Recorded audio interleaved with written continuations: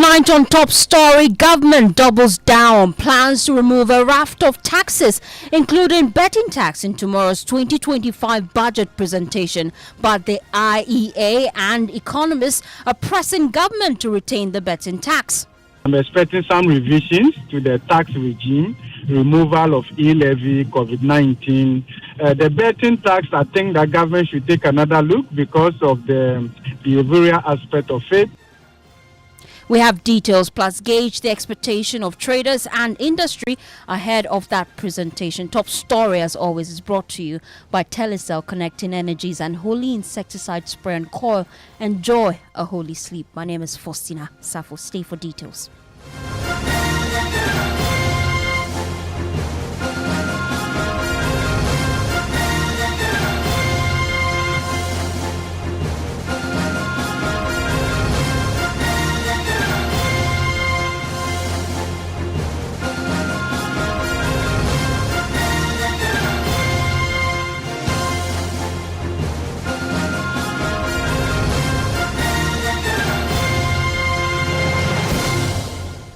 Tonight, there are growing calls for government to retain the controversial betting tax when the Finance Minister, Dr. Cassiel Atuforsin, presents the 2025 budget to Parliament tomorrow. The NDC, we know, promised to remove the tax imposed under the erstwhile MPP administration, labeling it as a nuisance tax, while the NDC, in its 120-day contract ahead of the 2024 election, promised that the e-levy, COVID levy, emission levy, and the betting tax will all be removed. Well, let's listen to the Finance Minister on X Space yesterday, promising that the party will keep their promise. There will be a stable exchange rate, stable inflation, and a stable economy. That in itself will control the prices that we see moving from one city to three cities within 2 days or three weeks. So that should be the focus, and we'll work around it to make sure it happens. If you are to look at the manifesto, we have a number of policies. Some are time-bound, some within 120 days, some within 1 year, and some after 1 year, and some in the medium term. You can certainly not accommodate every single thing in the manifesto in one budget year. The focus will be to identify those that we pledge to complete and implement first year and within the 120 days. And then also we plan to implement the medium-term policies as we have pledged with the people. And so we will ask for the general public to understand that some are time-bound and some are going into the medium term, and that we can. Well, the Finance Minister also hinted there's an ongoing process to remove several taxes and charges at Ghana ports. Let's listen to him. We have begun the process to rationalize all the taxes at the port. We believe that some of the taxes and some of the levies in particular can be removed, because it will surprise you to know that all these levies and taxes does not come straight to the central government. Some of the levies you see there are being, the benefits is not going straight to support the consolidated fund. And so we need to identify who are those benefiting from these levies and for what purpose. And then if there's the need for us to remove them, we will have to remove them. So there's a team that are working at the moment as we speak, and I'm sure in due course we will announce that. And again, in the budget, we'll hear some announcement on how we intend to rationalize those levies and taxes at the ports in particular. Even though some of these levies are not coming directly to support government expenditure or government revenues, clearly it manifests in the economy in the form of taxes, and one way or the other it's increased. Finance Minister there, Dr. Cassiel Atuforsin. But despite the unanimity in calls to remove the e-levy and COVID levy, for instance, there is considerable disagreement on the plan to remove the betting tax. For instance, the Institute for Economic Affairs, they are urging government to retain the betting tax, but reduce it from 10 to 5%. Professor of Finance at the University of Ghana Business School, Godfred Bopping, agrees with this suggestion. On one hand, the expectation is very high, whilst one must be moderate at the same time, because it's the first major budget of the new government, the new administration. My expectation is that they will stay on the fiscal consolidation path essentially using the two legs, taxation, and I'm expecting some revisions to the tax regime, removal of e-levy, COVID-19. The betting tax, I think the government should take another look because of the behavioral aspect of it and all of that. So, but as for emission tax, there's nothing to remove there because we have not collected anything from that. We know what the fiscal losses will be, slightly above 7 billion, but that can easily be closed through administrative and compliance reforms within the existing major tax handles like corporate income tax, that is largely inefficient, and then also VAT, which is also inefficient. So if we're able to scale up on VAT efficiency by even 15%, that will more than bring enough revenue to offset the fiscal losses. Let's also not see the removal of these taxes as losses. We should see them as incentives to households and businesses to stimulate consumption and promote growth. That is the way we do it. If you compare the fiscal losses from these taxes to annual tax expenditures that we incur on exemptions, you will see that this is nothing, but this will also encourage and strengthen the digital economy where our future lies. Okay. Then again, I'm expecting the budget to be clear on the cost savings from government's wasteful expenditure cuts, and then the lean government approach. We have to put numbers to it for this year and going forward, and how that also helps us in building a solid fiscal space. I'm also expecting that the 2025 budget would outline clearly what the state of the fiscal position is as at the end of 2024. Right.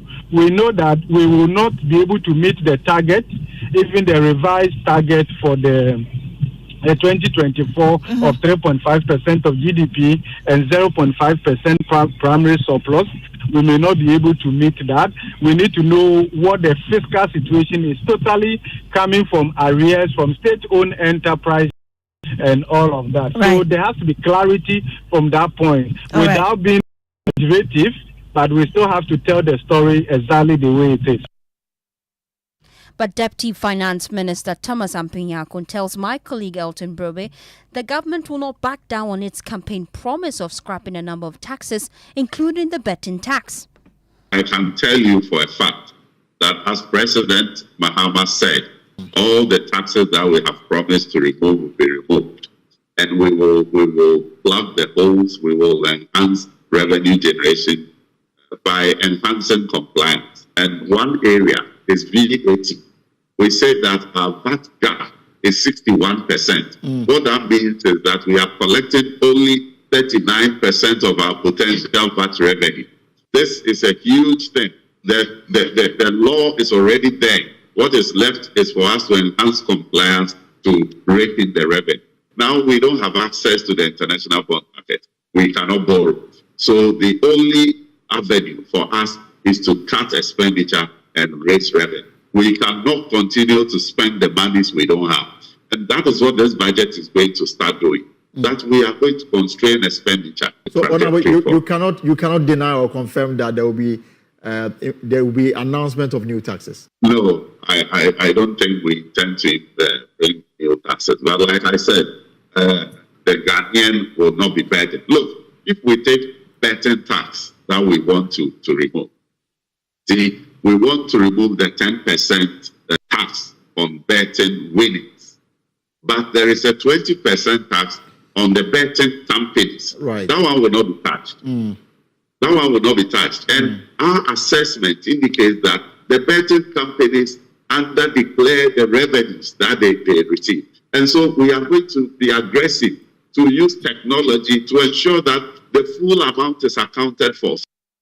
Well, it's a good time to bring in my colleague now, Kweku Asante. We've been doing some digging here at Joy News just to get an understanding of how much government is going to lose when they scrap these taxes. Kweku, walk us through the figures. So, Fostina, if you look at 2025 and you look at some of these taxes that the John Dramani Mahama government is earmarking to scrap, COVID-19 levy for 2025 is expected to bring in 4 billion Ghana cedis. The e-levy expected to bring in about 2.4 billion Ghana cedis. And then the betting tax 1.2 billion Ghana cedis. So if you look at all these three tax handles, the expected revenue loss for 2025 alone will be 7.6 billion Ghana cedis. And that is from data the Finance Ministry themselves have submitted to Parliament. But if you look between 2025, that is this year, to 2027, before the last budget of this government, before election and all that, you will be looking at a total of 27.28 billion cedis that will be lost to COVID levy, e-levy, and the betting tax being scrapped altogether, the three of them, 27.2 billion Ghana cedi. And that is why a lot of people are interested in getting to know what exactly the government is going to do, what measures are they going to put in place to be able to plug these holes, because 27.2 billion is a huge hole in government expenditure. If they are taken away, they must be filled. Already, the government is unable to raise as much revenue as it spends, and that is why the deficit is high, and the government has to resort to borrowing to finance its activities. And so people are looking to see how Dr. Kasila Toforson will plug this 27.2 billion Ghana cedis.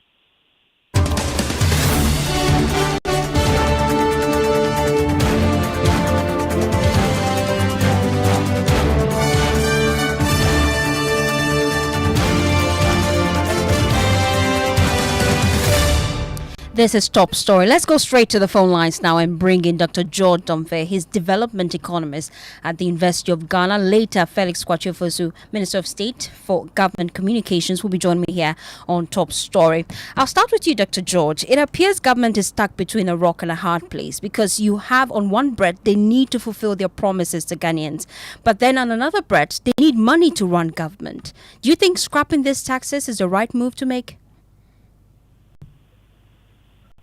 Well, it depends on what government has to replace the taxes with. I mean, once these taxes are being paid by the citizens of this country, and if government scraps them, it puts more money in their pockets. But how does government cover up the hole that is created?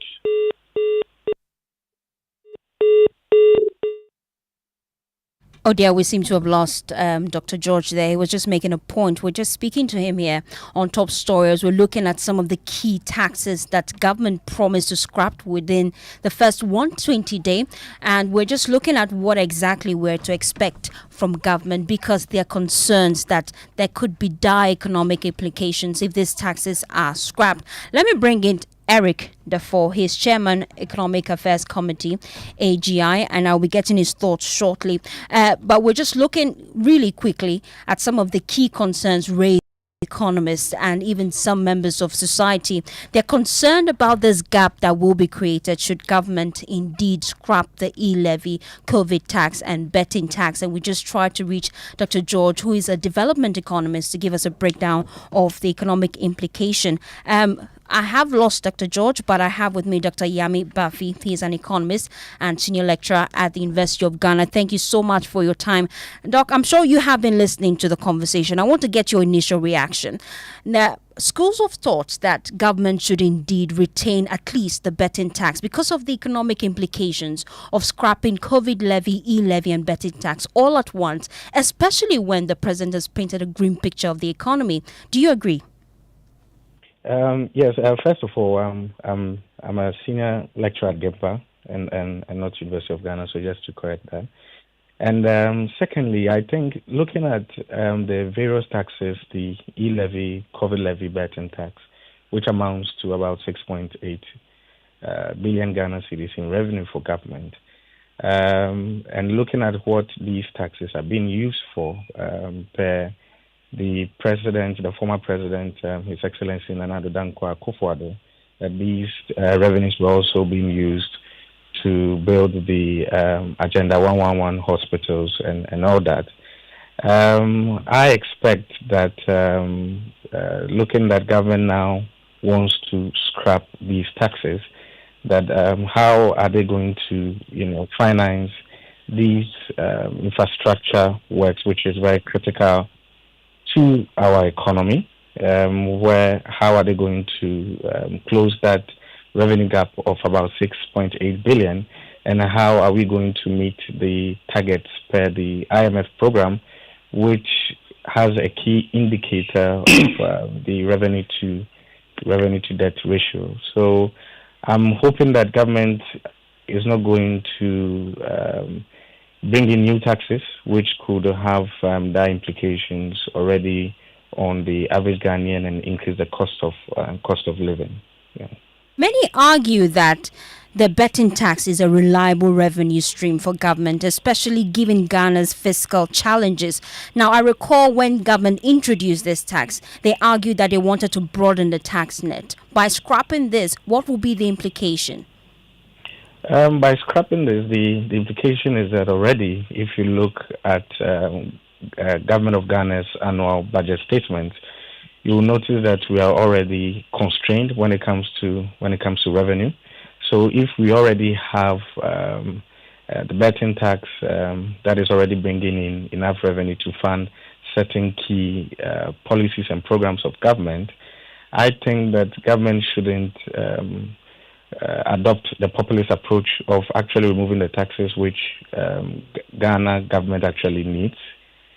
Ghana government needs now. And on the back of this new Ghana statistical data that has been released, which shows that the economy is actually the economy is recovering with debt to GDP ratio, which has reduced quite significantly from about 80% in 2020 to now somewhere around 61%. And with GDP growth that is also actually increasing, with the new release showing that GDP growth is around 5.7%, I don't expect government to adopt any populist approach, which is then going to reverse the gains that we are seeing now when it comes to the macroeconomy. Government is also considering removing several taxes and charges at the port, and many are really concerned about this because of the implication. I'm just wondering at this point, looking at the impact on the economy, what other measures can government put in place, especially because government has served notice that they'll be cutting down the size of government to also rake in revenue. But what other measures can they explore to get in revenue for the economy? I think one of the key measures that government can actually adopt in terms of increasing the revenues is expanding the tax base. If we recall, when the MPP government came into office in 2017, the percentage of the adult population that was actually eligible to pay taxes was somewhere around 4% of the adult population. And with the issuance of the Ghana card to eligible Ghanaians, we now notice that that percentage actually increased from 4% to now over 80% of the adult population. So government could actually leverage on this data that the Ghana Revenue Authority actually has to expand the tax base, which will actually minimize then the tax burden on the average Ghanaian, and also deploy and leverage on actually technology to enhance the tax administration system, which will then also help actually to increase the tax revenue. And I also expect that looking at also on the expenditure side, that government can actually do more in terms of cutting down expenditure, and not just, of course, if you add to the 60 minister promise that His Excellency the President John Dramani Mahama made, that cutting expenditure isn't quite significant, because even if you do merge the ministries, the workers who already work in these ministries will remain the same. So government can actually do more in terms of cutting expenditure by looking at the critical line items in the budget, which are not priority items. Thank you so much, Dr. Yami Bafi. He's an economist and senior lecturer at GIMPA. Let me bring in Dr. Joseph Obeng. He's president of the Ghana Union of Traders Association. Thank you so much for your time here on Top Story. I'd like to get your initial thoughts. What are your expectations ahead of the budget presentation tomorrow? We need the economy to be stabilized. That the budget should adopt measures to strengthen and stabilize the local currency is very important, and to reduce inflation, interest rates, and improve on other economic indicators, especially the SM rate. Business thrives on these indicators, and it is very important that we have this stable environment. we are also expecting tax cuts, and that tax system should be streamlined. Please, am I on air? Live, and we're listening to you. Please make the point. That the tax system should be streamlined with special emphasis on the VAT. The VAT, the way it's structured, is not ensuring compliance. It's not helping the growth of businesses. We want the VAT to be made more simplified, affordable, and uniform. It should be restructured, and that's what I would say to VAT. We seek measures that will make duty payment also go down. That the numerous cost items at the port, are so many, and the levies, taxes, and all that we pay. I've heard the finance minister talking to that effect, and I'm expecting that they do something drastic about that.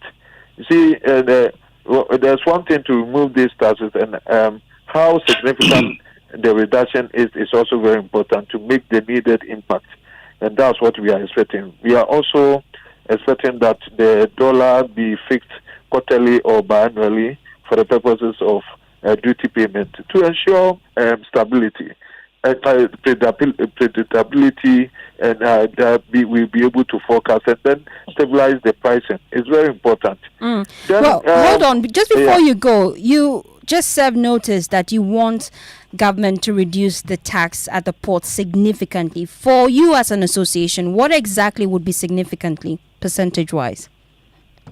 Yeah, that's why the rationalization is very important. That we ration what is needed to be paid and what is unwanted, and that's what we call the nuisance taxes. And we should be able to take away those that are not needed at all, because the government also need revenue. We have to enhance on revenue collection, but the ones that create nuisance and all that all should be cleared off the table, so that the tax payment will be very affordable and simplified, and that alone will also ensure that government gets its required revenue, because compliance is the key to revenue enhancement, and the key to compliance is simplicity and affordability, uniformity of the tax system. It's as simple as that. If we're able to reduce the taxes, then of course we'll go up with the revenue generation. Okay. Now let me bring in Dr. Eric Defoe. He's chairman of Economic Affairs Committee, AGI. Thank you so much for your time here on Top Story. I just want to get your initial expectations ahead of the budget presentation tomorrow. Government has given certain signals about what it intends to do within the 120 days by scrapping some taxes. Certainly, if that is done, there will be a revenue gap, and it can be closed either by increasing some other taxes, say back-end taxes, or cutting wastage within the system. We have a situation where government tries to front-load taxes, which is very negative when it comes to businesses of production, because once you pay taxes up front, what then happens is that your cost of production goes up. And there's empirical evidence that when the taxes are back-ended, government generates more revenue because value has been added in the process of production. So we are hoping that some selected industries where production is high, support or incentives are given so that taxes are not collected up front, but rather at the back end after production has been done. That is why the VAT system needs to be streamlined, because that's the major source of revenue for government, because value, as is added along the value chain, it eventually generates more income for government. But if business is suffering because it has to pay taxes up front, it just goes to increase our costs and doesn't make business production competitive. And therefore, we have to then go back to importation. But if we do production here, then we create jobs, we generate more revenue locally, we save foreign exchange, etc. There's a snowballing effect that benefits the economy generally. Thank you so much for your time. Let me bring in Felix Kwakye-Ofosu. He's Minister of State, Government Communications. Thank you so much for your time here on Top Story. Now, critics argue that removing the betting tax could encourage excessive gambling, especially among the youth. I want to find out from you what government's position is moving forward, especially bearing in mind the promise you made to Ghanaians. Well, I'm not in a position to preempt the finance minister. All I can say is I will find out what the government's position is on that tax tomorrow when the budget is presented. Can you just run us through what we should expect tomorrow? Well, the finance minister is set to present the first budget statement and financial policy of the John Dramani Mahama administration. And it is a budget that will prove to be defining in the way that we achieve economic recovery on the back of the disastrous mismanagement of the economy that took place under the MPP administration. And so clear policies will be outlined aimed at reviving the economy and ensuring that we avoid the kind of pitfalls that led to the economic disaster that we inherited. Any new taxes? Well, I think that, as I indicated, I don't want to second guess the finance minister. So tomorrow, the policies will be rolled out fully, and we'll all find out exactly what it is that government has for the people of Ghana on all the matters that should go into making a strong economy. Just before I let you go, we heard from the finance minister serve notice that some of the charges at the port do not reach state coffers. I'm just wondering what government is going to do to fix that challenge. Well, there are comprehensive solutions that will be proposed in the tax to ensure efficiency of collection and compliance with tax laws. And all that will be unveiled tomorrow when the finance minister makes his presentation. The minority, they're calling for the finance minister to be truthful about the state of the economy inherited from the NPP. What's the government's response to that demand? Well, they would know all about truthfulness or the lack of it, given the falsehood propaganda that they churned out on a yearly basis to cover up the rot and mismanagement that they were superintending when they were in power. But this government is one that chooses to be honest and upfront about the issues. And that is what is going to inform how economic policy is evolved and implemented. And therefore tomorrow, the finance minister is going to make a candid case for where we are as a country in terms of our economy, what we inherited, and what will be done going forward to get us out of the terrible situation that the MPP left. Felix Kwakye-Ofosu is Minister of State, Government Communications. And that's how we wrap up Top Story. My name is Fostina, Sarfo. Up next is Newsnight. Joy 99.7 FM.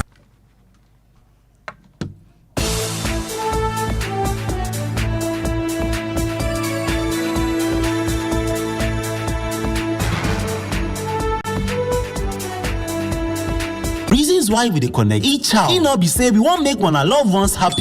Daddy, thanks for the tea cash, okay? I love you. That be my daughter, Angela.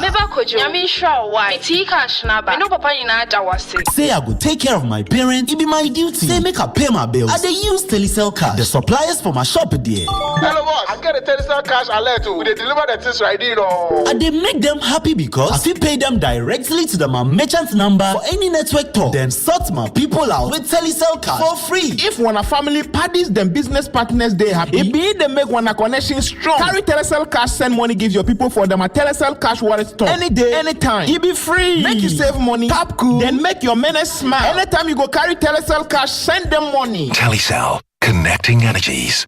Where do your hopes and dreams take flight? The money you've earned, the future shining bright. At Petra, we're not just here for your retirement plan. We are here for the life you've imagined and then some. From your child's education to your dream home's door, we'll help you achieve what you're striving for. Petra is here, steady and strong. Your wealth in safe hands, where it belongs. With investments that grow at rates that compete, we build your future with every heartbeat. That's Petra, your partner. Come joy or strife, guiding you toward the dreams that define your life. for your pensions, investments, loans, and more. Visit our website at petraonline.com or call 0242 435037. Petra. Achieve more. Couldn't sleep at night. Mosquitoes will be whining my ears, bugging me all night long. Till I got a remedy. Now I'll be spraying them away with holy insecticide spray. Me I go spray them away with holy insecticide spray. When I sleep, me dana my dog with holy insecticide spray. Holy mosquito coil, holy multi-purpose insecticide spray. Ghana Kron Kron. For bulk purchase, call 0302 681582. This advert is FDA approved. Why settle for less when you can have it all? Get the KFC Burger Deal, the ultimate combo of flavor and value for just 55 Ghana cedis. With the KFC Burger Deal, you get your choice of a zinger or kernel burger paired with a refreshing drink. Head to your nearest KFC today and grab the KFC Burger Deal for just 55 Ghana cedis. Big bites, small spend. Only at KFC. Remember, this offer is only available for a limited time only. KFC is finger licking good.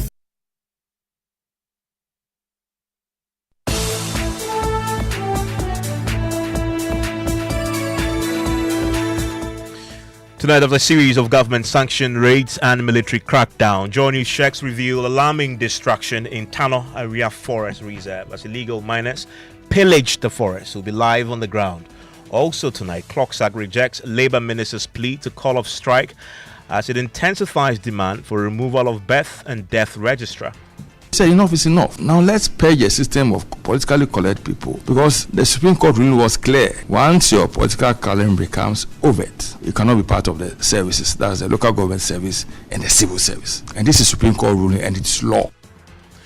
Plus, fresh details following the latest investigative hotline documentary as illegal paint producers flood the market with toxic lead-laced paints as state agencies dodge responsibility and deflect blame. Twofold. On one hand, one could assign responsibility and thereby liability to the standards authority. But that is when the lead is locally manufactured. But where the paint is legitimately imported under the regulatory control of another agency, creates a hiatus. Environmental Protection Agency and Standard Authority, because this thing is about standards. So what do you look out for when buying paints on the Ghanaian market? We have details for you, plus business. Total value of Ghana's economy crosses more than 1 trillion cedis for last year, despite growth slowing for fourth quarter of 2024 to 3.6%. And in sports, in Swatraman suffer home defeat to Samatex on their return to the Ghana Premier League since fatal stabbing of a Sante Kotoko fan in Swatri. And later in our Ghana Man series, we uncover the fascinating story of Bantama, the origins of his name and his deep cultural influence. One of the sub-chiefs of Kumasi, he was called Ba. He left his piece of cloth. Anybody that passed by identified that cloth as Ba's cloth. You want to stay with us for all that, plus more here on Newsnight. Send me a WhatsApp 05511111997. My name is Mensah.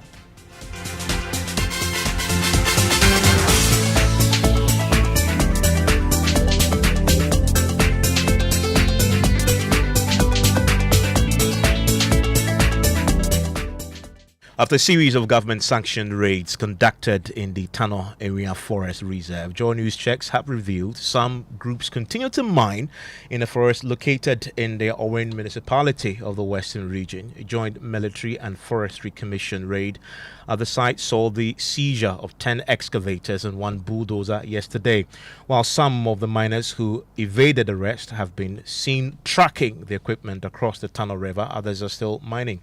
Love FM's Irasa Sari Donkot will join us pretty shortly. He's been there. He has the very latest on this developing story. But the government, on the back of the revelations, have issued a statement in the last few hours and we can give you details of that. Aveji, we know that the government has been doing a lot. They've made some arrests. They pulled the details out a couple of days back. What more do we know? Well, Evans, the Rapid Response Unit members of the Forestry Commission and some 30 military men stormed the Tano Anua forest. You know that has been on our radar for quite some time now in the Enchi Forest District of the Western region, and in the process they seized some 9 excavators, 1 bulldozer, and 4 persons have been reportedly arrested in compartment 17 and 20 on Sunday, 9th March 2025. Now, prior to this operation, on Tuesday, March 4, 2025, operational staff from the Enchi Forest District of the Forest Service Division of the group, together with the Rapid Response Team, upon a tip-off, also stormed the forest days before this present one, and drove out 12 excavators that were undertaking illegal mining operations in there. Now, the Forestry Commission team was unable to effect any arrest because they were outnumbered, and the miners who were on site before the team arrived were armed to the teeth. And on Thursday, 6 March 2025, while everybody was celebrating the Independence Day, based on some intelligence, again, miners were planning to return to the forest reserve, and the team returned and prevented re-entry of the illegal miners. That's not all. On Saturday, 8 March 2025, the team, upon another tip-off at the that the illegal miners had returned to the reserve, went there to effect arrest, but once again they were outnumbered and the miners were again heavily armed to the teeth. Now, this evasion was widely reported on social media. Subsequently, the team was dispatched to the forest reserve, and some excavators were seized in the process. Now, the seized equipment are being evacuated to the arrest, and are being evacuated from the forest, and a formal complaint has been made to the Enchi District Police Command to take some action on that event. Well, Erastus has returned to the ground there, and he joins us on the line right now. Erastus, you're finding that the miners are back? Well, it's not like they are back, but they never left. And I'm referring to 3 groups who were left behind, who managed to evade arrest, because I am, per my information on the ground, the escort who led the military men did not take them to these camps, and so they evaded the arrest. And as at today in the morning, they were still mining in the forest. I have drone footage which shows about 5 excavators on site mining. Some of them have also been able to track their excavators across the Tano River, and they have parked them on the other side of the river, waiting for the operation to calm down, so they return to the forest. So that's the update as we have them with drone footage this afternoon. If you can deploy drones to detect what is happening and the fact that the miners never left, the authorities surely should have information too. You get a sense that they are committed to rooting them out from the forest reserve? I want to believe so, that once the military regiment is still on the ground, it means that the authorities have that information, and that is why they are still hanging around to finish the job. That is my inclination.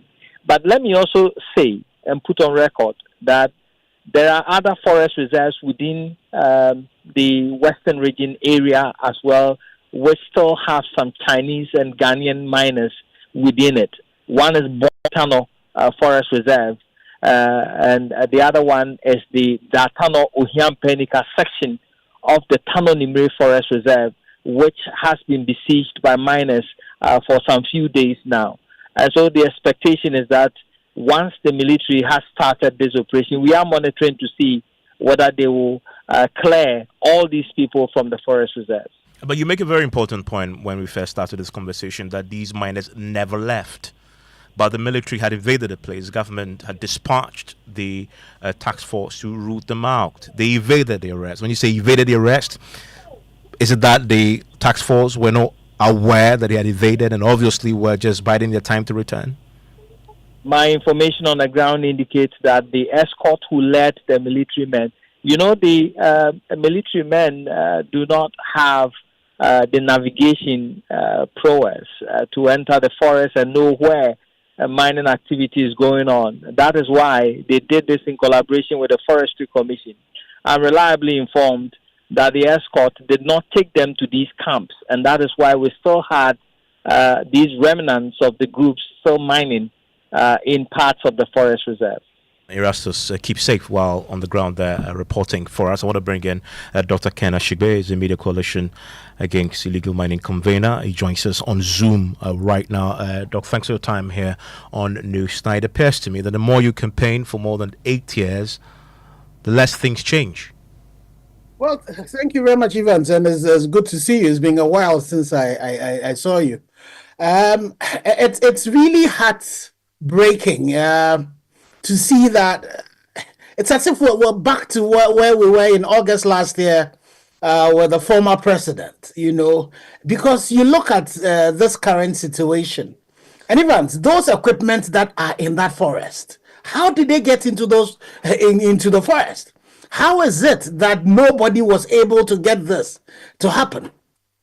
How is it also that we, on a particular, when they went on a particular day, they were outnumbered, they were outgunned? This is the reason why in our petition to His Excellency, the current president, we've asked for the state of emergency. You have a situation where some of your forest reserves are no-go areas for the workers of the Forestry Commission. Yes, we've seen the minister and all the forays that are taking place.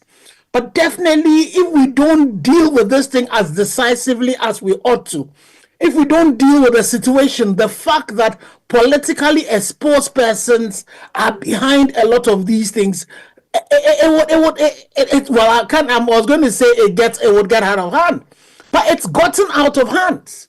And so it is important that His Excellency the President should realize the fact that the forest reserves, the water bodies, this declaration of the state of emergency, it's going to be very critical so that we do this and make sure that we are able to consolidate those spaces. Then we can be thinking about the other things that we do to sustainable mining. But in this current situation, we had petitioned him about the Awin MP. He's acknowledged receipt of the document. We don't know what is happening. There was a situation where an MDC constituency chairperson was also accused by one of the large-scale miners of involved in an illegality. And when you see things like this, it just tells you that there are people who are close to power, who have a lot of influence, who would be able to do this. 8 excavators, a bulldozer, and all of that. Those are not things that people of straw like my type, would be able to do. And so we need some decisive action. And His Excellency the President needs to declare the state. The more we see this, the declaration of the state of emergency, it's going to be important. And give me your assessment on John Mahama's position on what to do with the mining equipment. He says seize them, do not ban them. As we've just been hearing from Erastus, the illegal miners, they are tracking the movement of the seized equipment and they are planning to retrieve them. Is that effective? So you see again. So if the president wants these equipments to be not burnt and all of that, then he should be providing superior power to those forestry reserves people, because again, when you look at the forestry law, it talks about the fact that for the forestry official, they are supposed to ensure that in the forest reserves, they prevent crime from being committed. So if you get these forestry commission people who go into these places, who do not know how to even move these excavators, who might not have any low beds, who might not have any equipment to be able to take them out of. When you leave them, these criminals would come back at night and be able to come and, put them back into action and continue committing the crime. The other thing that we need to realize is the fact that for all of these excavators that we're talking about, you don't need that much excavators to be able to do your roadworks. what you need are the doses and all of that. So these excavators, it will be difficult for we to say currently that the forestry people should be able to move them out as quickly as possible. So I think that when it comes to the forest reserves, and if you take the forestry law, it empowers the forestry commission people to be able to do everything to ensure that they don't continue committing that crime. So I think that the president should be able to allow that when it gets into within the forest reserves, because you see, Evans, this equipment costs 200,000. It's the reason why these illegal miners will say they will track them and get them back again. So the president should allow for the forestry commission people, once they find these equipment within the forest reserves, they should be able to do everything that immobilizes them, including, pouring salt into the engines, doing everything that immobilizes them, that prevents these criminals from using them. Because, another thing they do, once you find the equipment in the forest reserves, you are able to, based on that law, be able to deal with it. But once they track it and move it out of the reserves, the forestry commission people are completely incapacitated. They cannot do anything about it. And so it is important that as the president talks about don't destroy, he should leave a window for the forestry people to be, once they find these equipment in the forestry, be able to immobilize them, destroy them as best as they can. But the other thing about it is that even the amount of excavators that are coming into this country are far more than we need. These are equipment that have become equipment of mass destruction. So we should be asking ourselves, who are importing this equipment into this country? What roads are they intending them to be used for? Because even when they immobilize them, we should be able to take their VIN numbers, the chassis numbers, and to be able to prosecute all to the point of the persons who brought them into this country, who they sold them to, who they rented them out to. It is really important, and we will need the judiciary to work together with the executive to make sure that we deal with this current situation. Because these excavators, the damage that they are causing to us, and not only the damage so far as the Galamsey is concerned, even if our people, military and all go, and they are outgunned by these criminals, what would happen when this gold runs out? We are cultivating a national security crisis that we need to be able to deal with as decisively as we thank you very much. That Dr. Ken Ashigbe there is a media coalition against illegal mining convener joining us on Zoom there. You want to join us later tonight on PM Express. We'll be talking to Ibrahim Mutala Mohammed, is a Minister for Environment, Science and Technology on the same subject. The NDC had a position on this matter when they were in opposition. The government now keeping them honest. What has happened since the new government came into power, dealing with the illegal mining menace? You want to join us as we track back and ask the hard questions on your behalf. That is 9 p.m. on the Joy News channel. Now, the Civil and Local Government Staff Association of Ghana has rejected a plea from the Minister of Labour, Jobs and Employment, Rashid Pelpo, to call off its strike, maintaining its demand for the removal of the Registrar of Births and Deaths, Samuel Adoboche. Now, since CLOCSAC declared its strike on February 20, the Minister has engaged the association in discussions to resolve the impasse. Now, however, CLOCSAC has insisted on receiving an official response to its petition before considering any negotiations. My colleague Collins Frimpong joins me in the studio with the minister's response to CLOCSAC's petition demanding the removal of Samuel Ado. So we know that there was an articulation of a government position on the subject. We heard from the government communications lead, Felix Kwachifosu. What's the minister's position now that we know clearly what CLOCSAC is asking for in their official response that they are demanding? So the statement issued by the Sector Minister, Dr. Abdul Rashid Pelpo, dated back to March 7th. And he acknowledges the receipt of the petition from CLOCSAC regarding the appointment of Samuel Adombochwe as the Registrar of Birth and Deaths. And the minister states that the discussions have been held with relevant stakeholders to address their concerns. And he also acknowledges that the issue is not about the president's appointments, but the appointment powers, but rather concerns the appointees' perceived political exposure. And he also assured them of their concerns being noted, and also urging the association to reconsider its petition and reconsider the decision and call off their two-way strike. What we're hearing tonight from the CLOCSAC and its leadership, they are very clear that they will not reconsider their position. Executive Secretary is Isaac Bampuado. Any political colored person who is in the civil service must get out. Because it used to be the case that when there's a change of government, what the political activists, what they fight over are toilets. But this time around, we also saw what happened. They were chasing our people from the offices, locking the offices. Next time around, what do you think will happen? And why are they doing that? Because they are seeing their colleagues in other parties working in our offices. So if I see my colleague, an activist for another party, working in civil service office, then I can also be there. So that's how come they attack our offices. So we say enough is enough.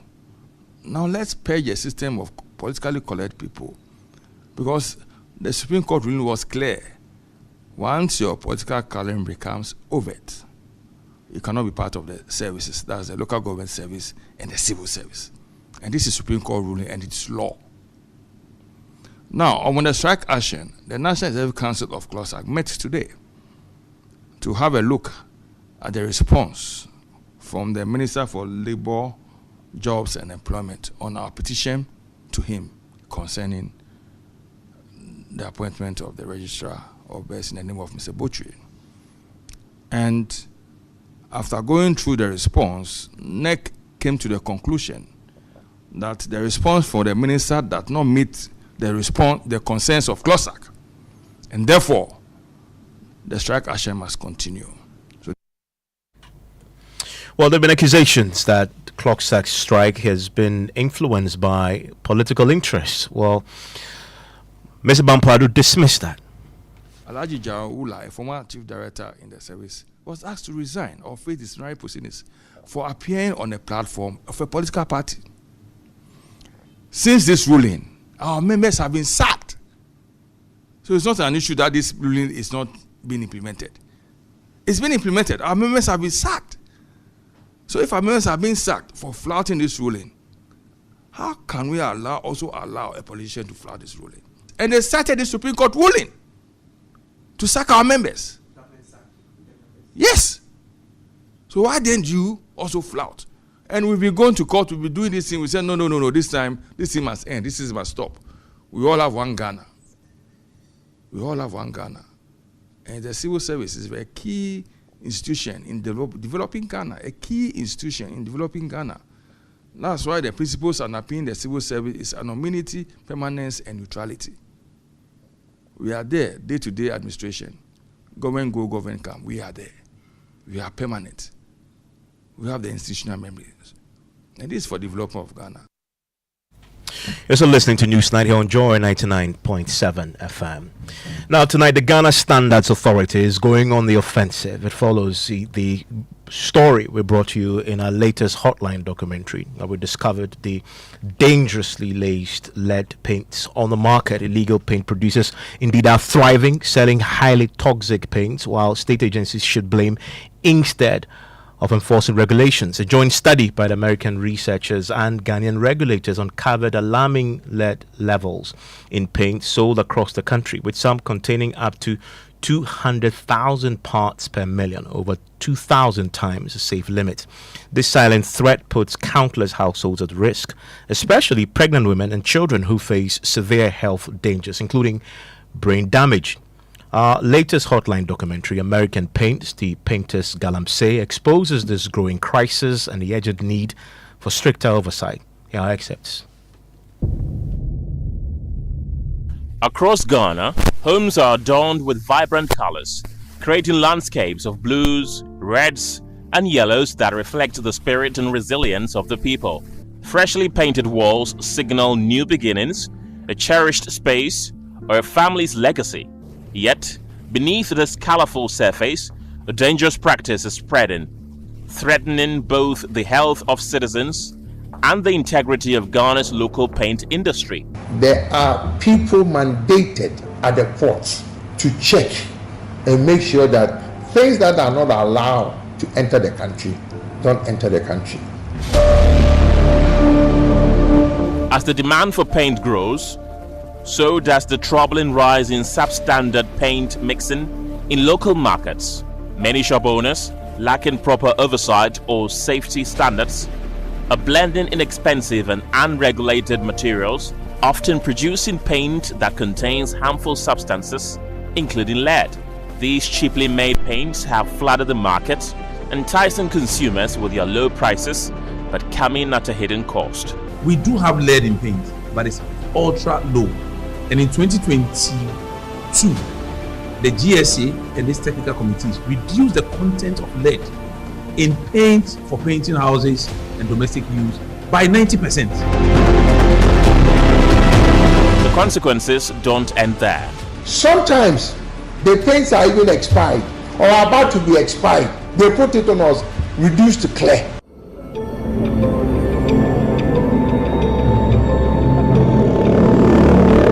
Drive down through the business districts of Accra or Kumasi, and you are sure to be greeted with makeshift retail shops busily trading an array of bright-colored paints. It is what the people now want because they present a cheap but dangerous alternative to them. They call it American paints.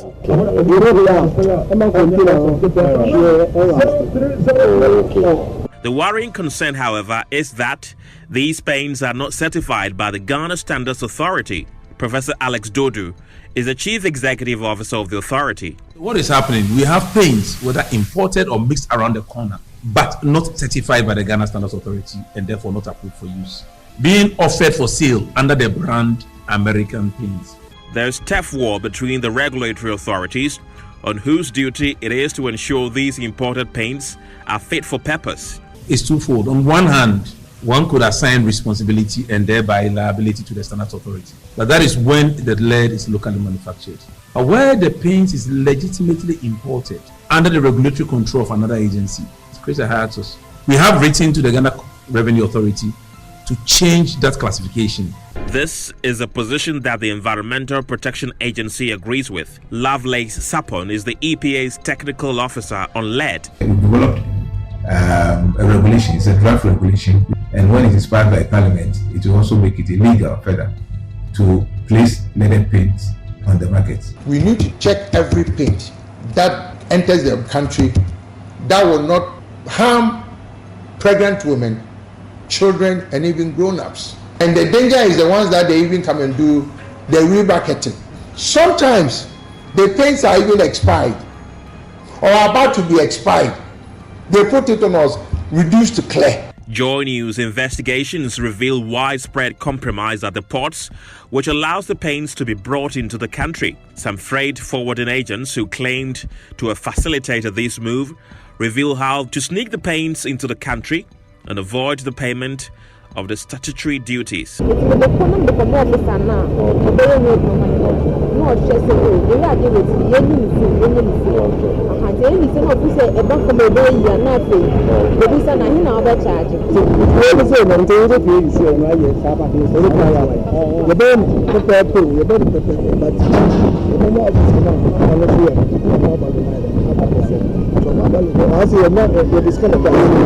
In 2013, an investigation commissioned by the United Nations Environment Programme revealed that some household paints manufactured in Ghana contained high levels of lead. In a related study, out of the 46 paints analyzed on the Ghanaian market, the team found out that 15 of the paints contained high lead levels. This is a sharp increase compared to the team's data collected in 2023, where 6 out of the 59 paints analyzed contained high levels of lead. The acceptable lead level in Ghana should be 90 ppm. However, of the 15 high lead paints, 5 were found to be new brands on the Ghanaian market. Also, 4 paints that were less than 90 ppm in 2023 were now above 90 ppm. The highest lead content found in one of the paints stood at 200,000 ppm. Dr. Charles Cranche is head of product certification at the Ghana Standards Authority. Lead is an example of a heavy metal. Now, these metals, once introduced into the body, it takes a very long time. One day, they're able to bioaccumulate. So then, if you paint your room and the paint contains lead, you'll be exposed to this lead over time. So then it can result even in a neurological damage. There's also, you can even have some of your organs impairing. And even when it comes to children under 6 years old and pregnant women, it has its own detrimental effects. But EPA's technical officer on lead, Lovelace Sapon, says since the observation was made, some local manufacturers have worked on the lead levels in their paints. They are aware that leaded paint is not safe and that they no longer produce it and it is obsolete. It appears that we can take their word for it to a large extent because the data we found was not too worrying. But the concern has to do with retailers of foreign oil-based paints, which are not regulated by the Standards Authority. That's what I'm telling you, that they should not be cheap. I've bought paints in America. Paint is not cheap in America.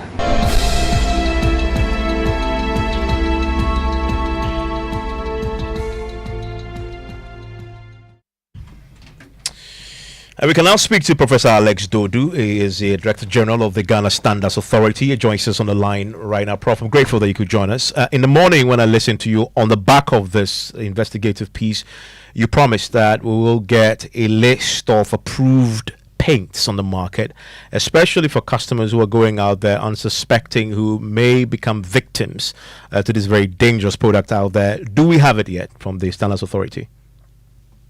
Yes, we do. As we speak in Ghana, we have local manufacturers, 28, Tailcoats, BBC, Azar, and the rest. We put the entire on our website and definitely also post it to you. So 28 local manufacturers of paints and varnishes. I can easily go through the list, in bits and pieces. Yes, that will be helpful. News. Okay, I'll take it easily. Steel Coat Company Limited, BBC Industries, Crown Technology, Shine Star, Innesfly, Country Paints, Golden Coat, Hexagon, Hazard Chemical, Wood Chemical, News, Kokubuedu, Easy Paint, Rainbow Paint, Hexagon again, and Mega Paint Company Limited. What we have agreed to do as an authority to support consumers is, one, to put the list together with the products they produce, because most people remember the companies by the brand names, and also to indicate when the certification will expire. As I stated in the morning, the GSA is categorical that the regulation of paint falls under where there are hazardous chemicals involved. Definitely EPA will do its share. So we do accept that responsibility as ours, and we do what it takes to find that. In addition to the list I've read for you, we have over 10 importers, at least as of 2024, because every year the permits to import, not the permit, we call it the registration as an importer, would expire.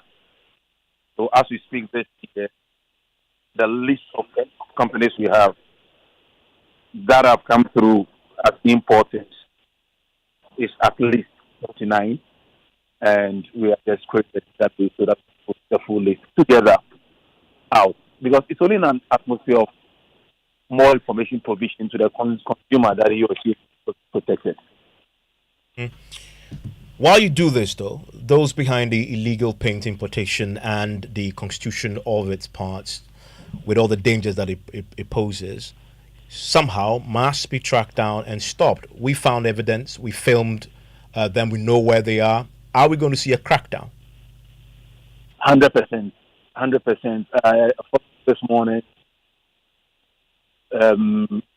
expose for your report. My team and I have met. We have been in we don't have enough white. That's a fact. But of the 100 or so that we have, we send them out. They were on other products, but this has come up, and we must take action. We must tend to be taken immediately. And this is as immediate as tomorrow? This is as immediate as tomorrow. There comes a time when the opportunity to ensure that the sector is clean comes out. Much as we've been doing our job, your report is categorical. Yes, we did most of the testing and provided evidence, but the evidence that we have generated on the circulation of substandard things is meaningless if we do not take the necessary action. Some of the action would lead to those causing the infraction going to court, but that is why the courts are there. We believe that in the matter of public health, it's legitimate actions that are taken transparently can only be for the purpose of society. Thank you very much, Professor Alex Dodo there. He heads the Ghana Standards Authority. You can check the list on the website of the Ghana Standards Authority. Check the list before you buy. If you can find the paint you're interested in on that list from the Ghana Standards Authority, you're better advised not to buy, because it possibly could be one of those so-called American paints filled with lead that may be killing yourself and your entire family at home. And George Jaffe is joining me right now with a business. And when we return, we'll tell you the origins of the name Bantama. And I landed that this morning, George. Very fascinating indeed. It sounds pretty simple, right? Ba in Tama, as in Ba's cloth. Ba's cloth, yeah. Ba and Tama. Yeah. Interesting. Well, we'll tell you details and bring you that right after business. George, we are all waiting, counting down to the tomorrow. The budget. And a very important one indeed for the government, the first one for the finance minister. For a lot of people, whether government will go ahead to scrap all these tax measures, and when it talks about rationalizing the tax structure, what would that mean in terms of doing it away or bringing some in form of levies as well? And so rationalizing it is quite huge, and what will mean for you and I in terms of the whole tax structure. Yeah, and we're looking forward to that. A lot of analysis tomorrow, George, myself, and you. But of course, as we know, you've been giving us exclusive details as what to expect. It's obvious government is going to keep its word. The finance minister is going to keep his word when it comes to some of the things they're planning to do in terms of the tax handles that will go. They are finding very creative, ingenious ways of plucking those holes that will be left after they've scrapped them. So some very fascinating insights into that, and we're waiting to hear the details tomorrow. Well, events coming up in business. Government set up an economic policy coordinating committee to bridge the gap between fiscal and the monetary space, as details will be contained in the 2025 budget. And total value of Ghana's economy crosses more than 1 trillion cedis ending last year, despite growth for the fourth quarter of 2024 slowing to 3.6%. The business news on Newsnight is brought to you by MTN Business. Welcome to the new world of business. Kingdom Books and Stationery, your number one stop shop for all your office essentials. Sinterstanks and Pepsodent, Herbal and Charcoal. MNC Group is a leading investment holding company with expertise in mineral and food commodities trading, precious metal refinery, real estate development, logistics, and energy. With individually registered companies, our headquarters is located in Accra, Ghana, with our operational offices in Dubai, UAE, Hong Kong, and Guangzhou in China, Johannesburg, South Africa, Virginia, United States of America, and Milan, Italy. We connect business markets and drive growth. Trust us to maximize value in every deal. Call us on 030-255-1059 1917 or 030-255-1918. Send us an email at mncgroup@mncgroupgh.com. MNC Group, totally reliant. Son, we are so proud of you for setting up this hospital. I really love those hospital beds and waiting chairs. By the way, did you import them? No, Dad, I didn't. I actually got them from Kindle Books and Stationery right here in Ghana. Wow. We also bought our office supplies, safes, executive desks and chairs from Kingdom, and they gave us expert advice on how to set up our office. Guys, that makes 3 of us. I also got our sofa and bedroom sets, plus our dining hall furniture for our new home from Kingdom. Wow, Mom, that makes 4 of us. I usually get my stationery items from Kingdom, and my teacher also mentioned that our classroom furniture was provided by Kingdom. So there you have it. Whenever you're thinking about setting up an office or acquiring furniture for your home, etc., Kingdom Books and Stationery should be your first point of call. With over 40 years experience in the industry, we stock and supply a wide variety of globally sourced office and home furniture, stationery and equipment. Visit our head office, Osu Akwaje, or our office near the Osu Stadium. We're also in Tema Community 1, opposite Olam SHF, Kumasi KNUST campus, UCC Cape Coast, and now at the Marina Mall, Airport City. Or call us 0302-764101, 764209, or 762792. Visit our website, www.kingdomgh.com.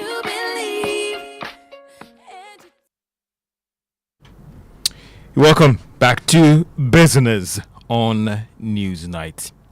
Now, government is expected to set up an economic policy coordinating committee to help bridge the gap between fiscal and the monetary sector. Finance Minister Dr. Tuforson, who announced during an engagement with the youth on Twitter, that is X, formerly Twitter, noted that details will be captured in the 2025 budget.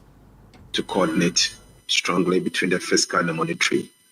And some of the things that will engage our attention is how to reduce the dollarization that we are seeing going on in our economy.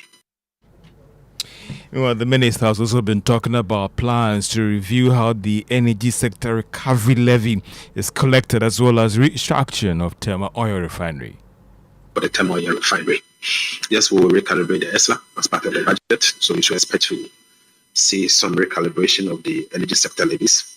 But again, let me also say that the minister responsible for energy and green transition has the mandate to find a better way to deal with the Tema Oil Refinery. I've seen his plan, and in the coming days, we'll be announcing government's plan for the Tema Oil Refinery and many others. And that is the Finance Minister, Dr. Tuforson.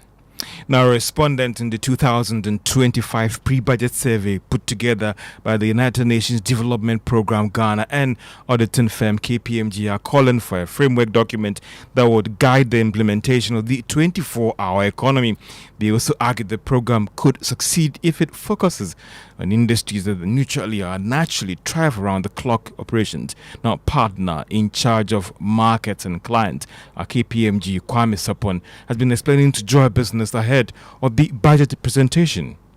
So the 24-hour economy is one that has come out very strongly by respondents as one that they look up to for economic turnaround, right? And specifically, I think what they're looking for is a framework and a practical implementation approach to it. I mean, particularly if you look at it, basically how it's going to create jobs, right? So it's looking for people to be more efficient, use more time, basically doing a lot more with people.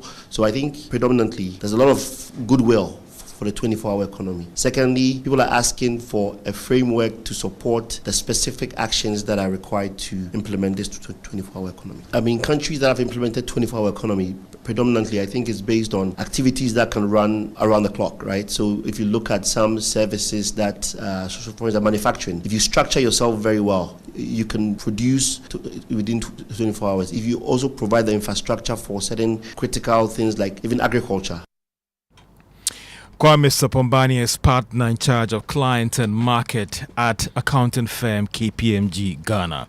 Now, the total value of Ghana's economy in monetary terms reached record levels ending last year. Data released by the Ghana Statistical Service showed that it has now crossed more than 1 trillion Ghana cedis. James Shin Fairs has more on what actually caused the slowdown in growth for the fourth quarter of last year to 3.6%. The service sector continued to be the largest of the Ghanaian economy, with a share of 47% of gross domestic product at basic prices. This is followed by the industry and agriculture, having recorded a growth rate of 30.8% and 22.2% respectively. Here is government statistician Professor Samuel Kobina-Enim.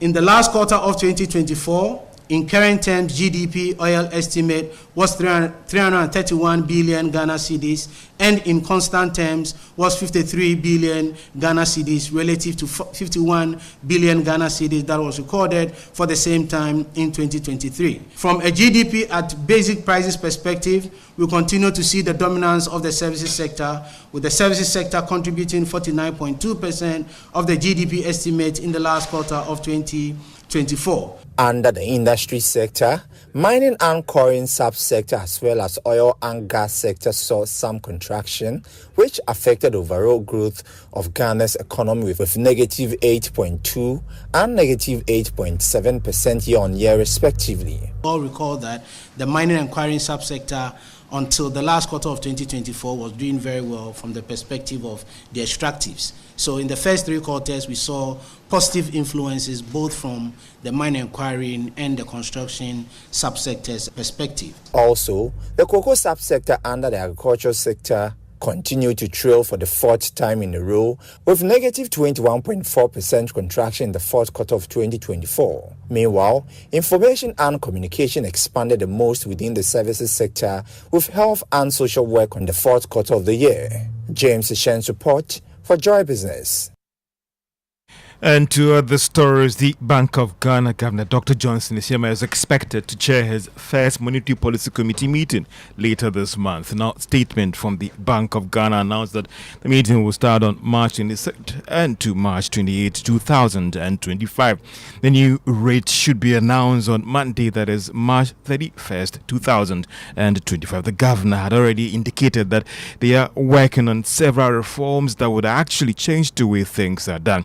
He has also promised that they'll be holding some private sector engagement post the Monetary Policy Committee meetings, as well as some annual engagement with some critical sectors in the economy.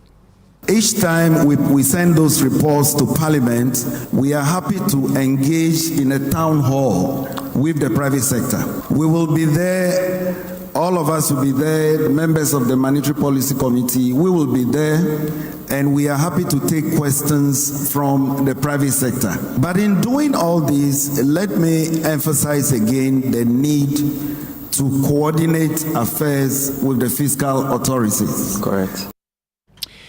Governor of the Bank of Ghana, Dr. Johnson Isiema, and our global shippers community across launched an initiative that is My First Job Accelerator program to provide national service personnel with critical soft skills needed on the job market. The initiative is aimed at tackling the persistent high unemployment rates faced by service personnel after they complete their mandatory service. Project lead for the My First Job, Joel Anaman, highlighted the significance of this project.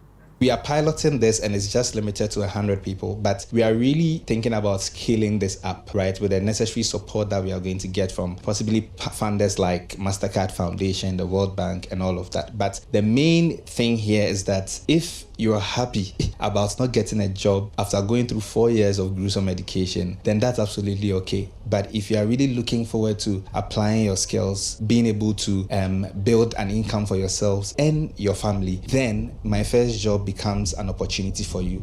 However, we are looking at scaling this up. So this is limited to about 100 people. We've done a bit of recruitment already. We are looking forward to scaling this. So in the coming years, we look forward to opening it up so that all national service personnel are able to join and benefit from this immense program. Project lead for My First Job initiative, Joel Anaman, and that's all for business on News Night. And Joel, thank you very much. And we are looking ahead to tomorrow. You're going to be live from Parliament.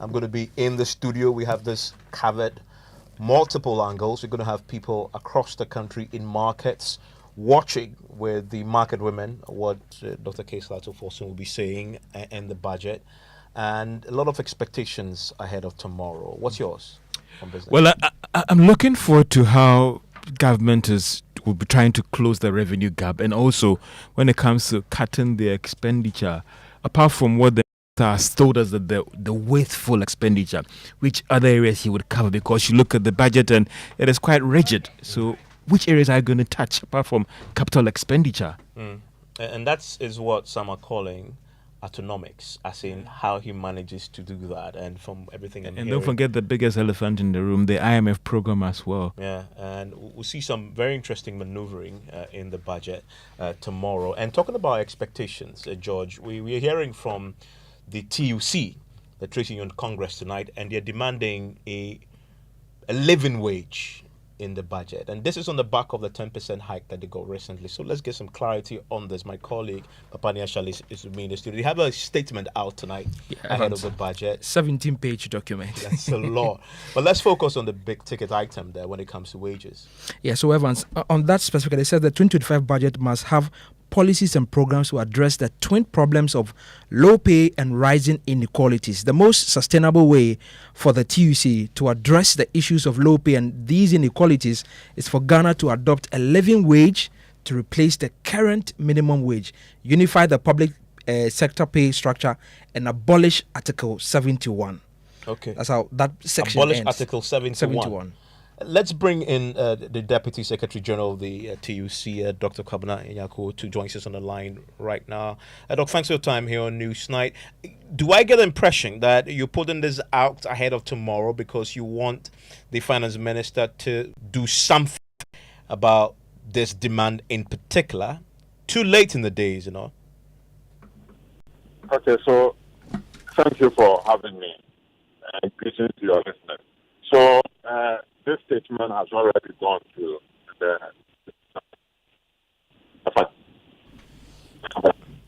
Apologies, we're having a terrible connection to him. We'll try and re-establish contact, hopefully on a better line. When you're talking about wages, you must have a good, clear line to have that conversation. And Mr. Cranton is joining me with sports. Oh, you're not interested in talking about wages? Very interesting. Okay, Very so interesting. we'll return to that shortly. Hopefully we can get him on a better connection.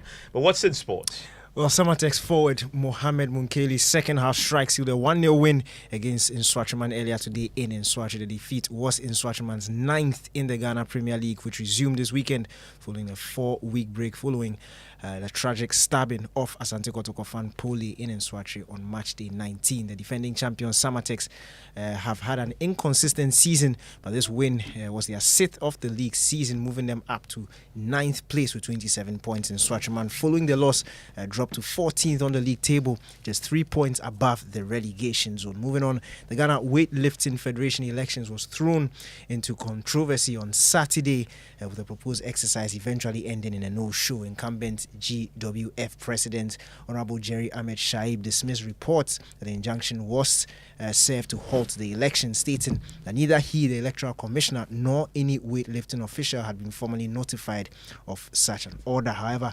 presidential candidate of the said election, Michael Niyaboy, explains to Joy Sports the process that led to the stay away. The Constitution demands that you will have a 21-day notice for an elective Congress to be held to choose the next president. The guidelines for the elections only came up on the 18th, but the 21 days notice fell outside of the 4 years tenure. Now, how is it that your tenure ends on the 18th and you want to have an elections after the 18th of February, 8th of March, and you will still want to hold yourself as the president, and the board members want to still hold themselves as board members? presidential candidate of the Ghana Weightlifting Federation election, Michael Ni Iyaboy, speaking there. It's now just 3 days to the Joy Sports National Dialogue, a thought leadership program aimed at shaping the future of sports in Ghana, scheduled for Thursday, March 13th, across all English-speaking platforms on the multimedia group. The event will focus on governance, funding, and infrastructure, bringing together experts to provide insights and solutions. You don't want to miss it. That's all for sports. Back to you, Evans. Thank you very much. I want to return to Dr. Kwabena Nyako, is the Deputy Secretary General of the TUC. Ahead of the budget tomorrow, the TUC is demanding a living wage to replace the current minimum wage. Joyce on the line right now. You were explaining why this isn't too little too late, considering that the budget is a short few hours away. Okay, so my point is that, hello, can you hear me? Loud and clear. Okay, so this statement has already gone to the Minister for Finance somewhere last week, but we've also been having conversations long before today during the wage negotiation processes and all of that. So we've hinted government and we followed it up with our own position paper on diverse range of issues, from economic management issues to agriculture, to employment issues, industrial relations issues, the wages and salaries, but also pension. So as you can see from the state, so it's actually not too late in the day. You already accepted a 10% hike in wages. Is that my understanding that you consider that a living wage? We don't consider. So the 10%, we all aren't happy, but we also know the current situation of the country. So, and as the president himself appealed to it, that there's a challenge with the economy. We all need to help, sacrifice to overcome those challenges. And once the economy begins to get revamped, we will all see and share the difference from that. So we weren't happy with the 10%, but we did it also as part of our contributions to salvaging the situation. So you're not expecting a living wage announcement, the replacement of the minimum wage with living wage in tomorrow's budget? We are expecting. This is a policy area. The budget is supposed to communicate a policy. We have had a policy of a minimum wage for many years, since about 1963. And we think that minimum wage policy isn't helping. And that we want government to take the bold step to announce a policy towards adoption of a living wage. If you don't get it? We will continue to dialogue with government. But we are in early days with this government. And this is not the time to issue ultimatums and all of that. But we will continue to dialogue and continue to advocate for the adoption of the living wage. Because we can't live in a country where we see the kind of wage inequality and everybody is silent about it.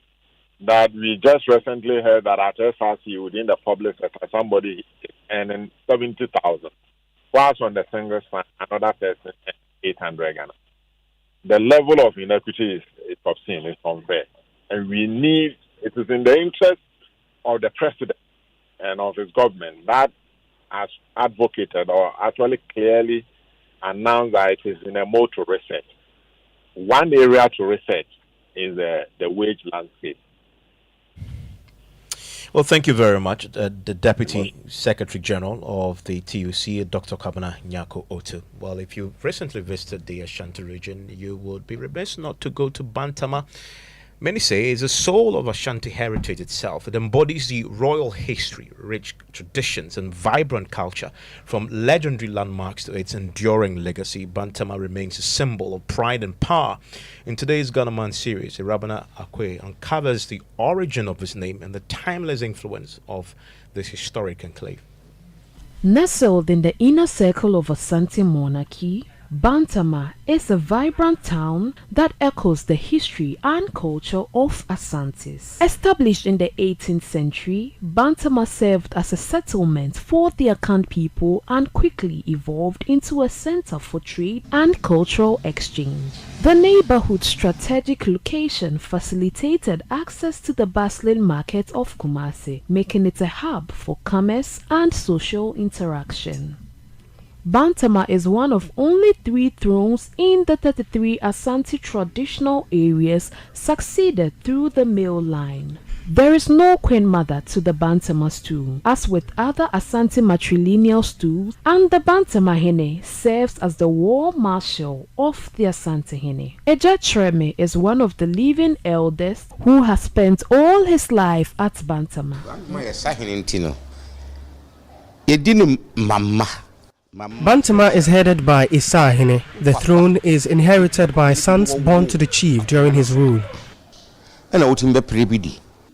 You will also locate the Center for National Culture and the Royal Mausoleum, where Asantehene lie in state before being transferred to their final resting place. Monarchical historian Osebonso Safokantanka shares the history of the origin of the name Bantama. One of the chiefs, sub-chiefs of Kumasi, and he was called Ba. He left his cloth, his piece of cloth, somewhere. So Ba's cloth was left at that place for a very long time. So anybody that passed by identified that cloth as Ba's cloth, Ba's piece of cloth. Bantama is not just a neighborhood, it is a living exhibit of Kumasi's historical narrative, cultural wealth, and economic vitality. Well, you've heard the name, now you know its origins. Bantama, Ba's cloth. My name is Mensah. Enjoy the rest of your evening.